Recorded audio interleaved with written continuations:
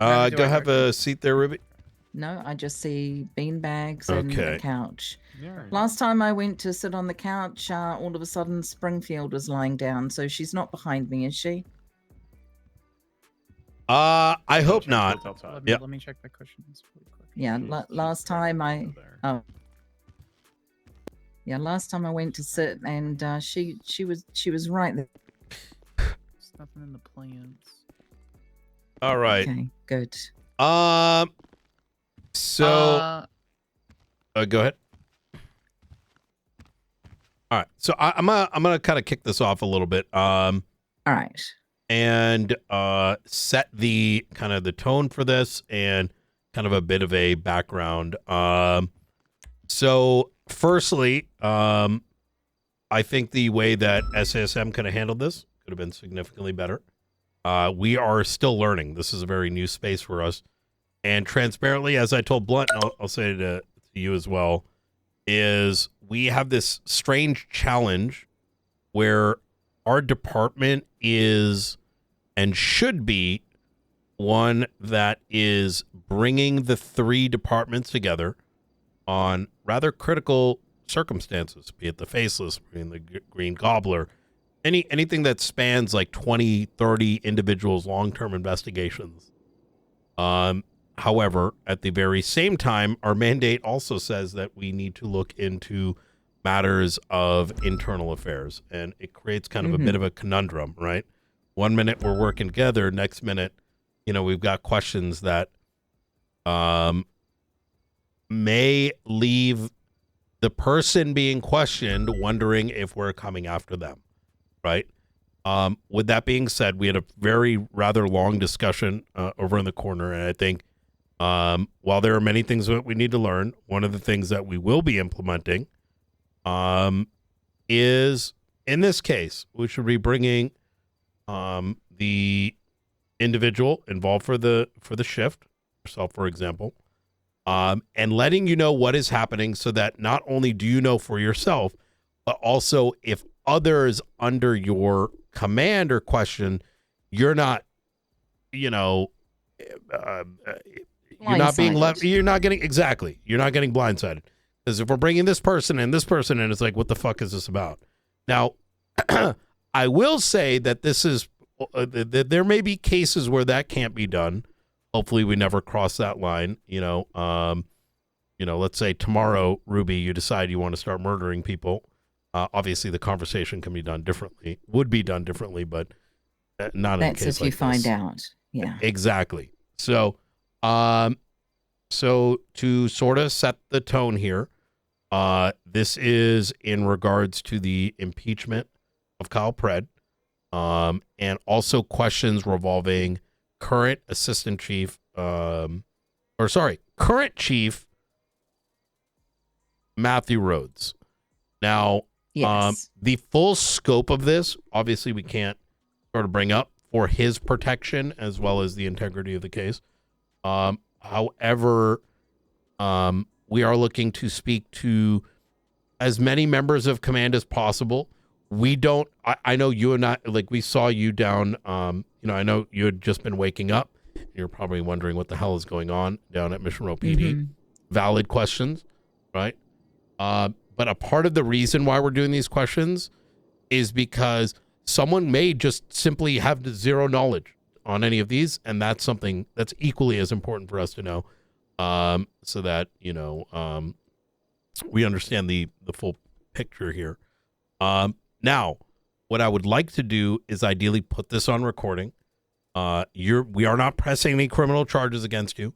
There is no need for a Miranda.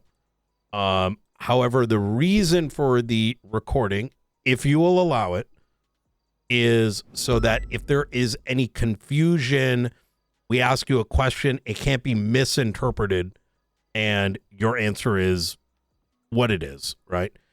Including your tonality to the question, et cetera, et cetera. Would you be okay with that? If there is a question that I feel I should have representation for, am I okay in expressing that? Absolutely. Yeah, you could simply if at any point you're like, hey, I need a lawyer for this, we can skip over the question. Okay. We can even Mirandize you if you so wish. That is your choice. It's not something we need to do. But you have those options. So. And the recording will be labeled as investigation, or where are we heading? Is that your intent? Is It's a voluntary interview. correct? Well, I saw how well that went with Rhodes. That is very different. It lasted like 10 seconds. We Yeah. said it's a voluntary interview. You said it's voluntary, so- so I can so- leave. And then Hold he on, left. hold on, Blunt. So there are issues with what happened with him, and I'm going to be very transparent about it. So there are a series of legal matters that are kind of open right now, and one of which was Rhodes. Without going into it, Rhodes probably should not have done that, right? And as was seen in which pretrial hearing was it? Blunt, do you remember where there was where Pred was forced to create a statement? That was his authority conduct review. Correct. Yes. So effectively, as law enforcement, you can do what Rhodes wants, but it's not, I'll put it this way. I'll make it easier. If any one of my marshals ever needs to make a statement, including myself, which may include me as a subject matter, I have instructed all of them that they must provide that statement, because I am of the belief that we are legally obligated to, not just through the derivation of the Constitution, but also with the legislation that enables our existence. And I think Okay, Rhodes will get his answer soon too. So I mean, this is I'm assuming you are investigating something, correct? You don't have to tell me what. yeah. If I feel that there is a question that crosses a certain line for me personally, then yeah, sure, I'll let you know. Yeah, absolutely. Okay, easy. All right. Whenever you are ready, Blunt, if you want to start the recording. Sure. And if you have any clarifying questions throughout this, feel free to ask. And Okay. worst case, we can say that's not something we can answer at this time. All right.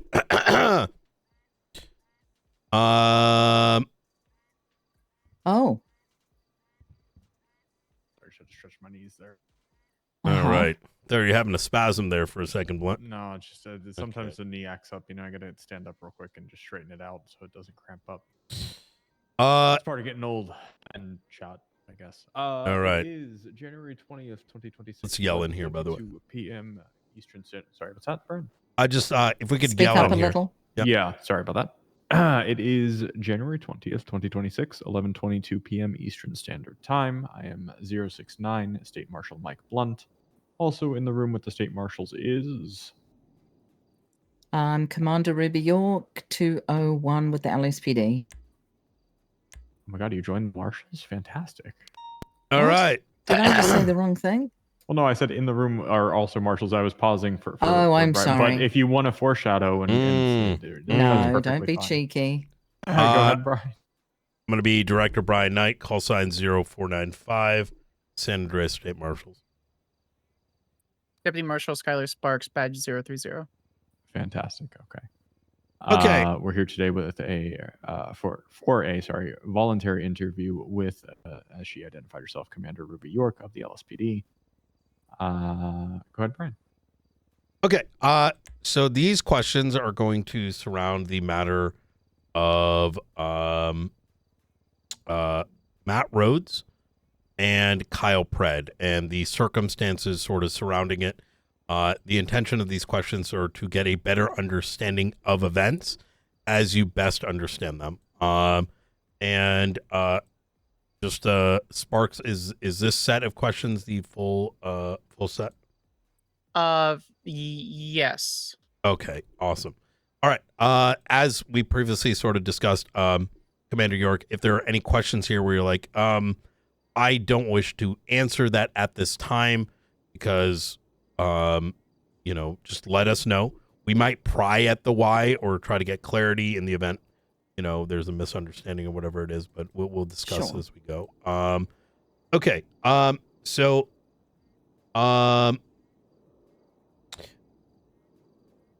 were you ever brought into any conversations pertaining to the rehiring of Kyle Pred? What do you mean by conversations? So I'll be rather forthcoming on this. Let me give me a second here. All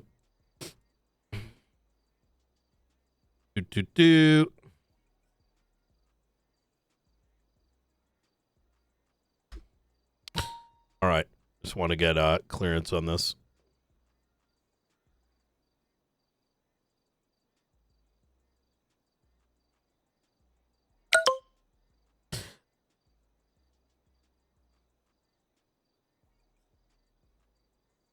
Okay. So, okay.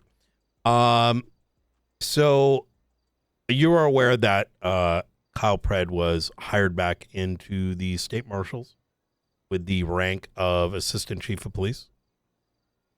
The LSPD, not the state. Oh, the LSPD. Sorry. Yes, I became aware of that when yourselves and the BCSO walked into LSPD. Was it yesterday? Mhm. January the 19th. I had just got on duty and someone said to me, "Have you seen the docket?" And I looked at the docket, and that's when the whirlwind happened. Okay. And if you want, feel free to express more of what happened, because I can say on recording too that I do recall seeing you and you were kind of like, what's going on? Yes. I didn't know what was going on. Okay. I did not know until that moment of reading that he had been hired. Okay. And then I presume you found out he was hired, and then did you hear Matt Rhodes mention that he was subsequently fired or anything to that effect? Not while I was there. Okay. Understood. No, I don't believe I was part of that conversation. Understood.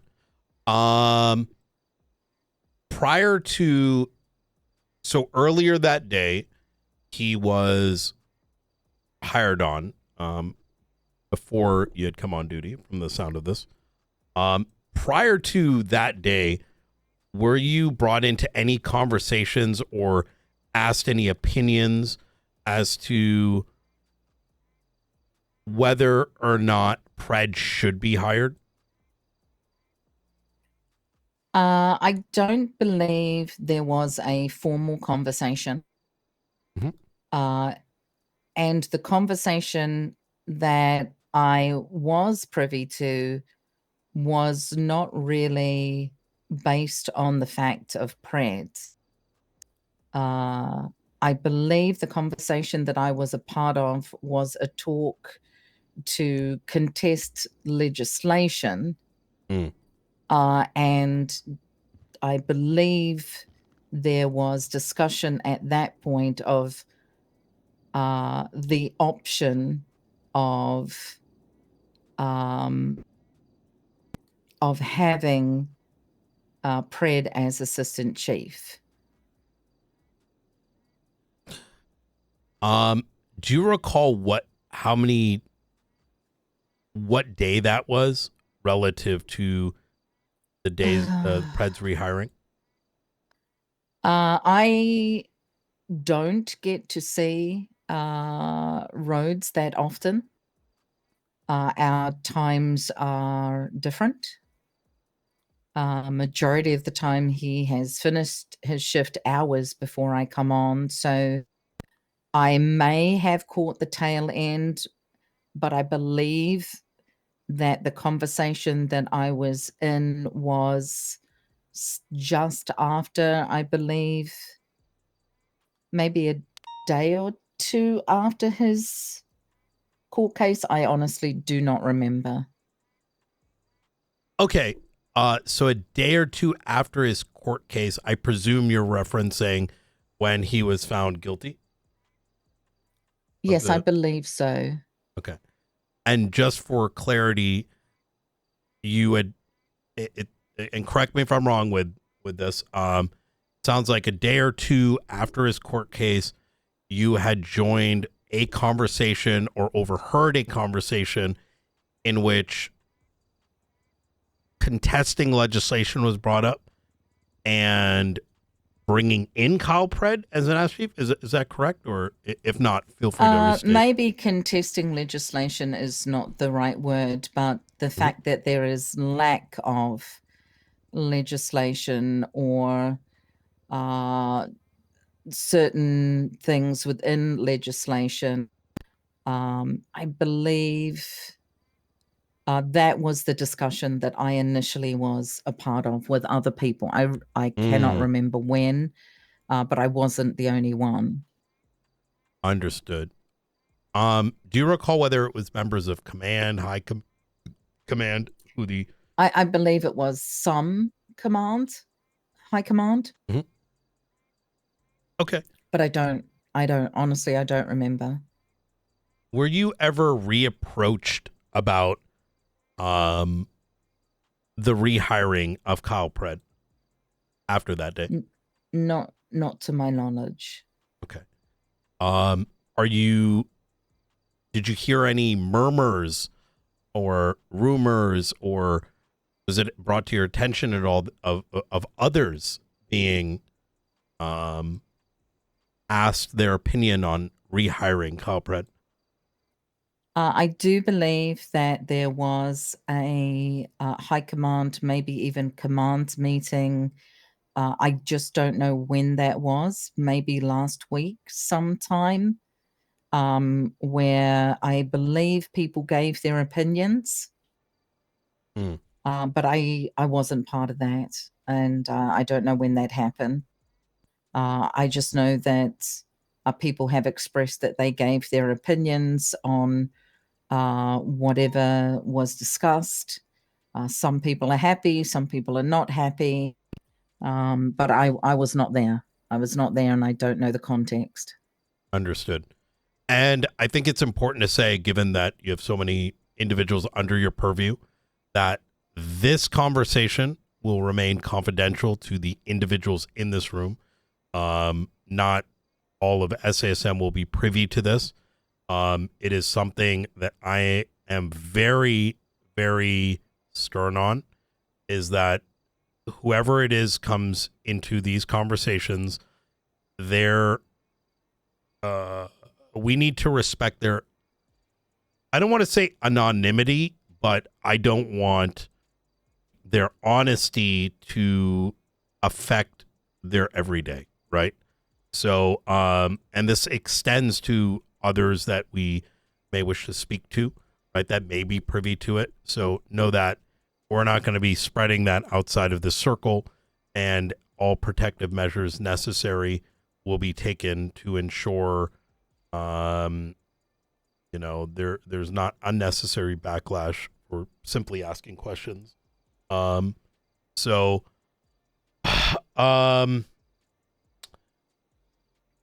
let's see. This is a pretty obvious one.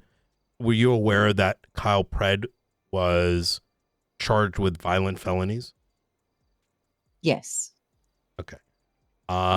What is the normal background check process for any potential officer? Does it include a check for previous charges? I can only speak from past experience. When I have been involved in PNT, and that kind of thing.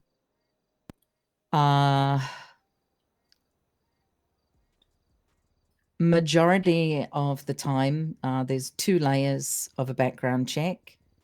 One is, yes, we check their profile. And number 2 is usually if there are people that are questionable, they go to a higher level background check. If someone were to attempt to apply for the LSPD and they had a violent felony, would they be hired? In the past, Prior to Pred, let's say. in the past, no. And what is the reason for that? Generally, I or can, as in-depth as you wish. So I can only speak from my moral belief as a police officer. So this is my personal opinion, not the opinion of the LSPD, is that we are in a city that gives 1,000 chances. It is what our city, what our island is known for. And our state gives multiple options for people to take the time to clear their criminal history. And so therefore, from a moral policing point of view, if they have removed their past and gone through the actions, then it shows that they have taken the steps in the right direction and they're given another chance. So in the past, we have not hired people with felonies on their record. However,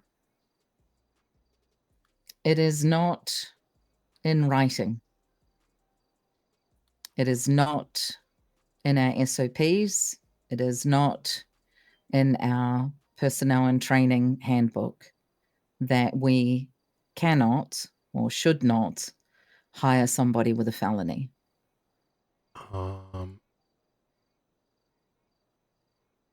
Give me 1 second. You need that number, Brian? Yep.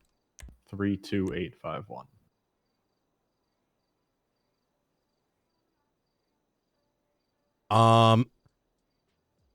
If we take a look at, and feel free to open up your tablet, 32851, standard operating procedures, under section, punishments and consequences, under cardinal violations, immediate termination. Correct. It notes conviction of any violent felonies.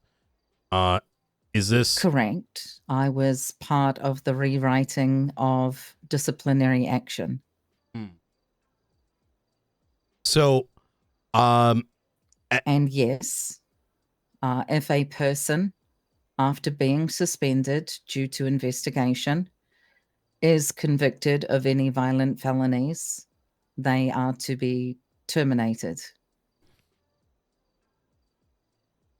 Okay. However, I'm sure you've looked through, just like I have looked through.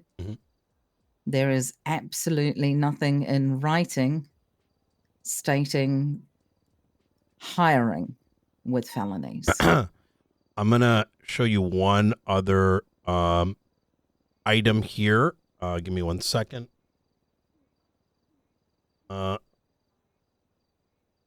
So just for clarity, that the SOPs, as you read them today, instruct that an individual should be fired if they commit a violent felony while hired, but it does not restrict, the current SOPs do not currently restrict the rehiring of a violent felon. Is my understanding that correctly?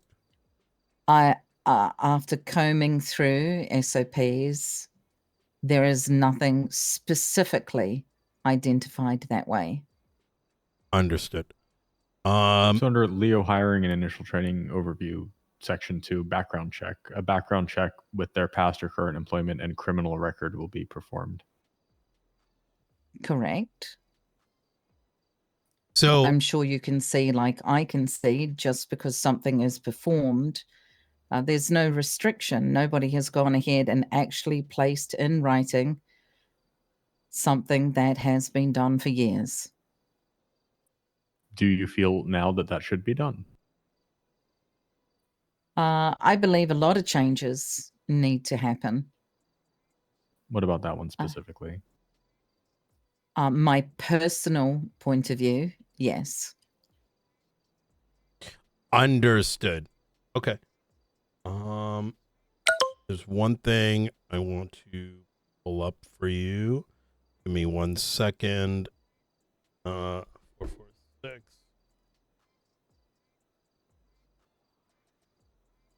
Okay.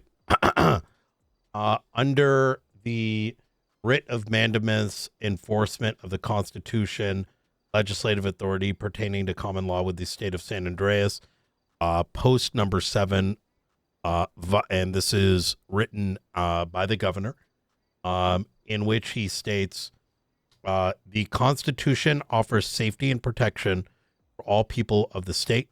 No felon will be able to run for mayor in San Andreas. While it is questionable how the DOJ may have articulated this, that is firm.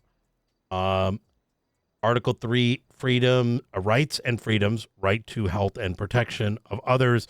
Citizens have the right to health services and the right to protect themselves and others within reason.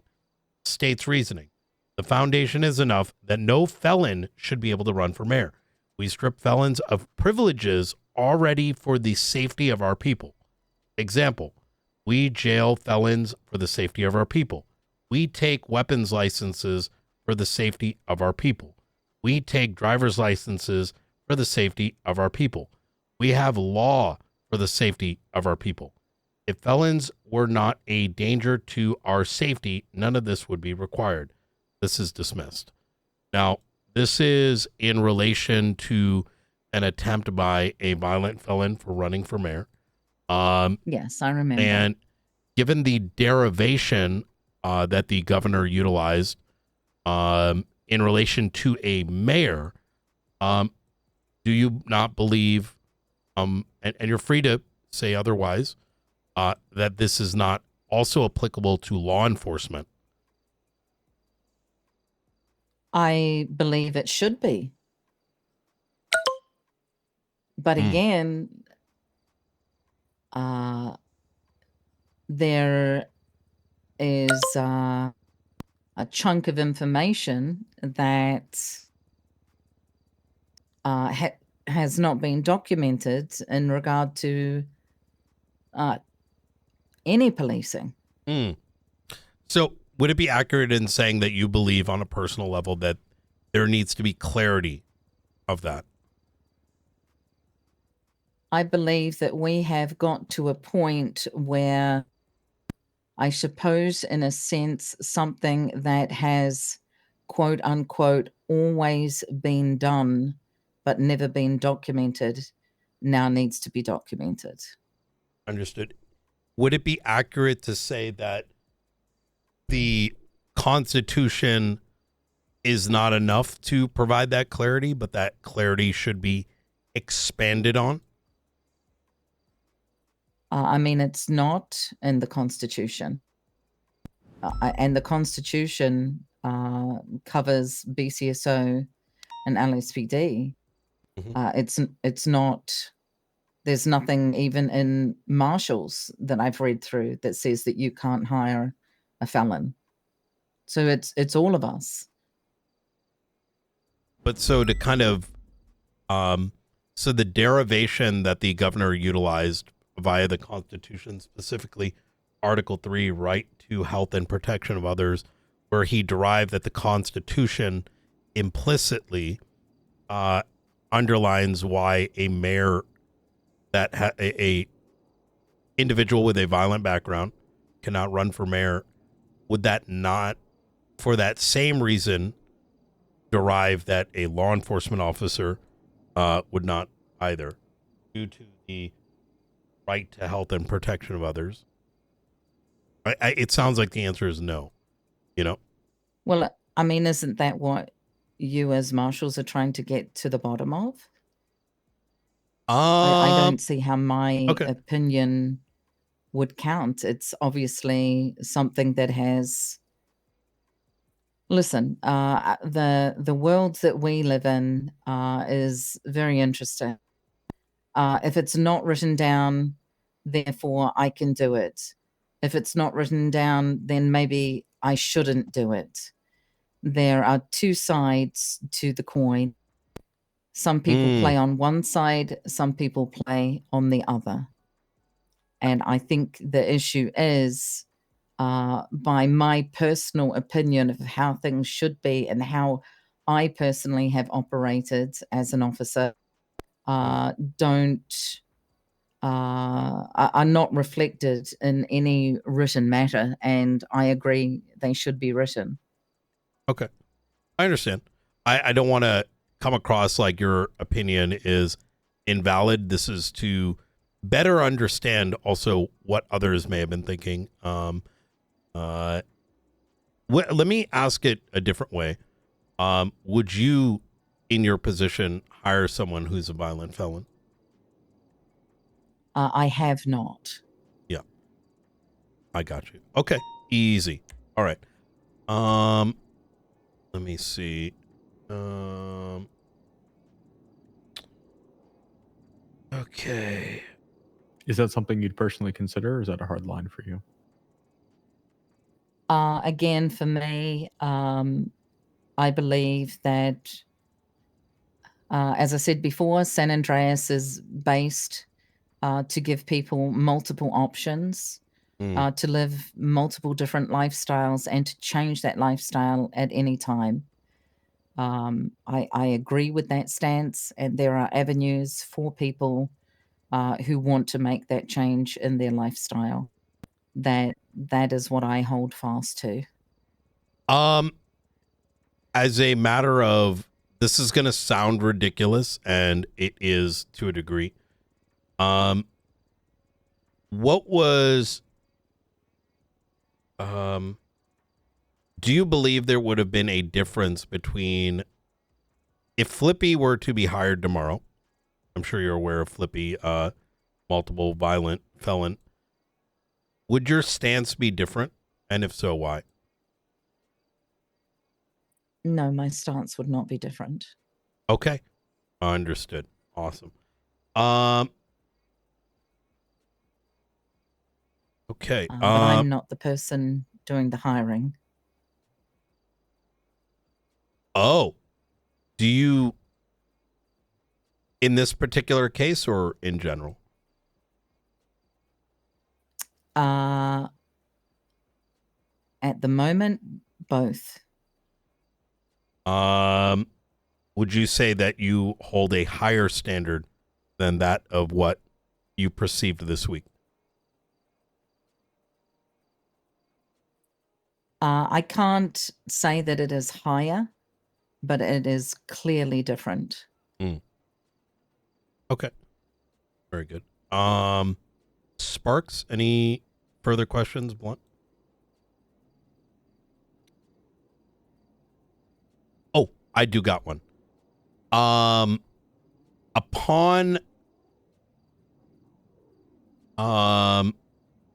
having learned, actually, I'm going to take the question back.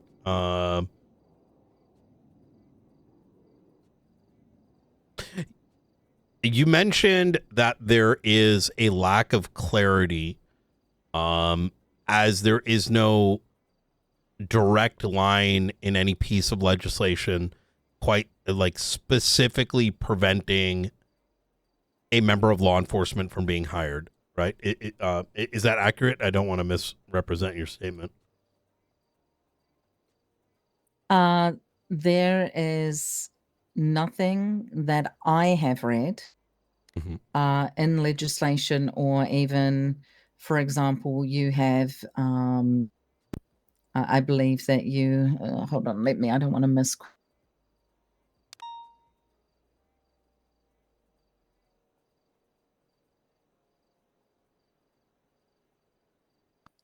Under San Andreas DOJ legislation and San Andreas state legislation, you even have an outline San Andreas state marshals and correctional officers.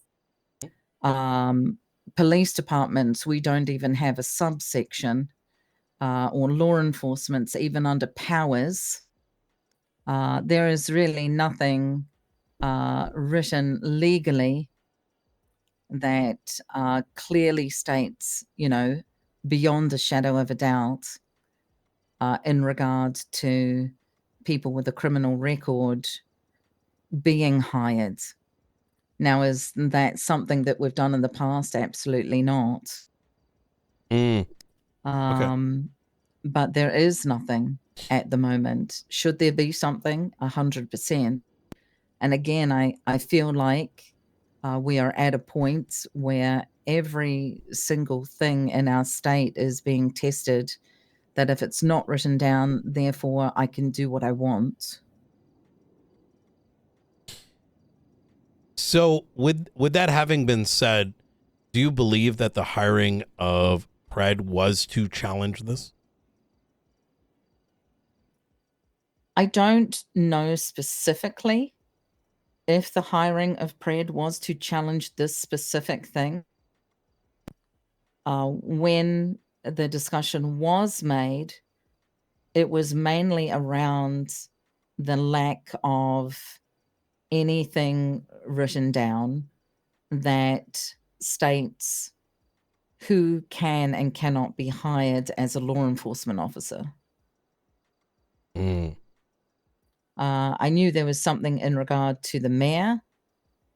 There is nothing in regard to mayor's cabinet.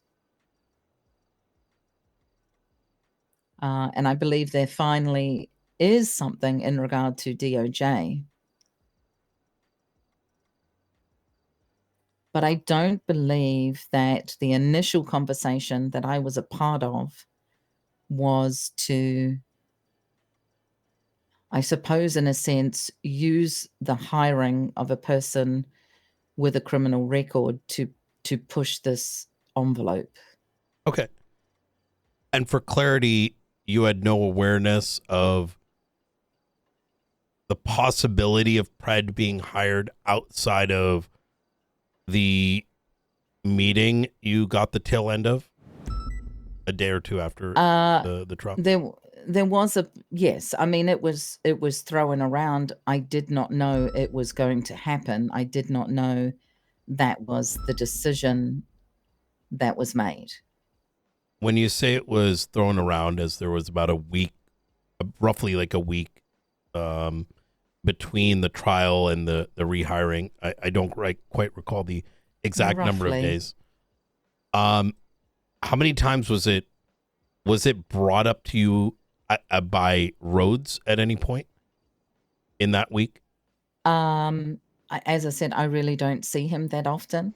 Understood. I believe that other people had way more conversations, which I'm just only assuming that decision was part of that. I haven't been able to speak to anybody else. Myself, Oxby and Key and the command, we did not know that this was going to happen. Was it discussed at that point? Yes, but the initial conversation I had was more about contesting legislation. That's what I remember. Okay. Understood. So would it be accurate to say it was not directly brought back up to you? Not that I remember at all. No. Okay. It was just conversation you heard in the hallway, I take it? No, it was a conversation that was had. It's very hard without looking at dates. I believe it happened a couple of days afterwards. It may have been at the weekend when I am on duty earlier. And I believe there was a conversation with other people as well in regard to, what do we do from here? I believe that's when Rhodes was made full chief, I believe. and not interim anymore. Okay. Understood. One final question, then I'll open it up to Blunt here and Sparks. Now, throughout the conversation, we sort of discussed legislation for the marshals, for Leos, the Constitution, etc., and there not being clarity, right? No black letter. Do you believe officially or from an opinionated perspective that if something is not strictly noted in the Leo legislation, that opens the door for Leos being able to do whatever, as long as it's not in the penal code? As long as it's not in the penal code, like Yeah, not in the penal code or written explicitly in legislation.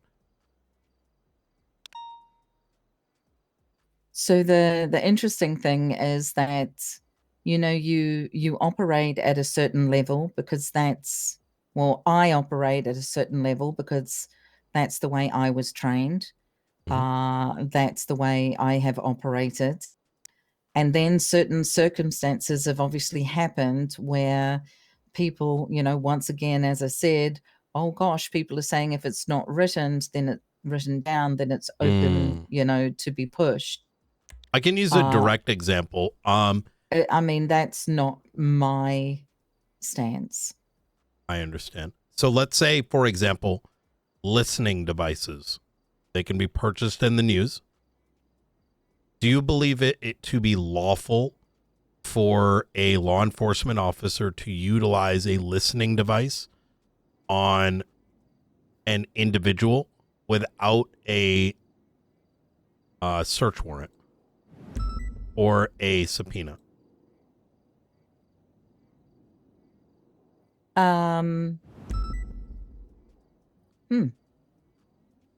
And note that the Constitution notes the right to privacy. I'm not going to answer that. I don't think that is part of this discussion. Okay. I just for clarity, that's an example of what's in the Constitution, but not explicitly notated in the okay. All right. There are multiple things like that. Okay. Blunt, Parks. Are you aware of any other individual in history that has been hired with a felony conviction on their record? In the whole history, or do you Since mean you've been the command member? Let's say in the last 2 years. Yeah, that's fair. Yeah. Well, I haven't been command the whole 2 years. I definitely have not been high command for the last 2 years. So I can only say from when I have been, not to my knowledge. Since being in those positions, are you aware of any individuals that have been denied their application based on a felony criminal conviction? No, not to my knowledge. Okay.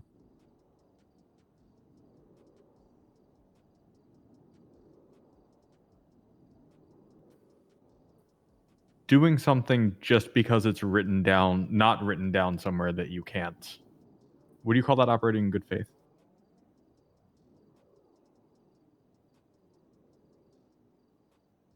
Well, it depends, right?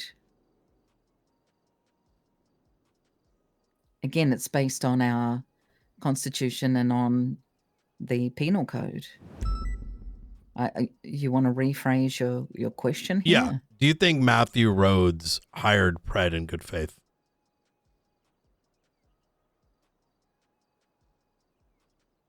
In good faith of what, though?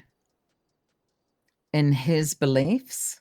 I can't comment on his decision and what he believes is right.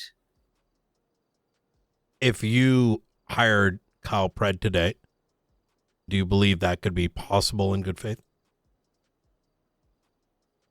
For Ruby York, no.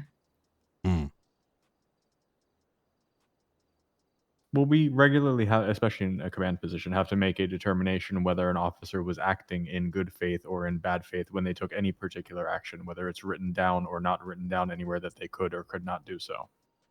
So it was a reasonable definition and justification of what is good faith when acting in the capacity of a law enforcement officer. So taking the action of hiring a convicted felon to the police department in the capacity of a command member, do you feel as though that is in good faith? I think you're also forgetting that we deal in intent as well. Storm. Okay. Affirm. Oh my We'll be God. pausing the Holy cow. recording here at 11:59 p.m. Eastern Standard Time. All right, Ms. Ruby York, at this time, you have the right to remain silent. As the storm is coming, and there's not much we're going to be able to say. All right. Hallelujah. Yeah. All right. Thank you so much for your time. Is there other questions we need? I think we're Yeah. good. I think we're Can I good. go to sleep? Yeah, you can go to sleep. About the picture I sent I'm going you, to drive home. Well- I'm going to drive home. Oh, do you have some Have more a good questions? night, Ruby. Sorry for being a little bitchy. Appreciate Yeah. you. Bye. All right.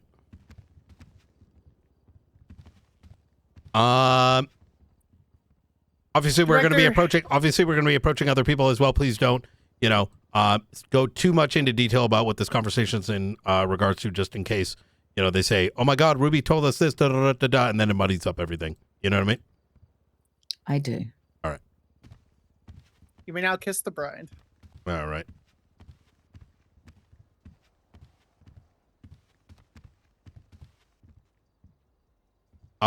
Y'all waking up after this? Yeah. Yes. Hey! Tone.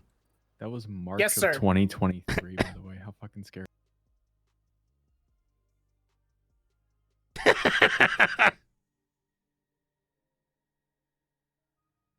All right.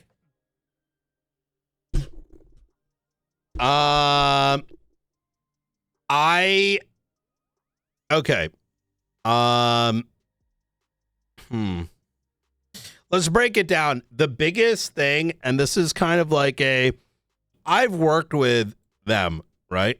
I am tone policing 100%. What, do I look like fucking local PD? 100%.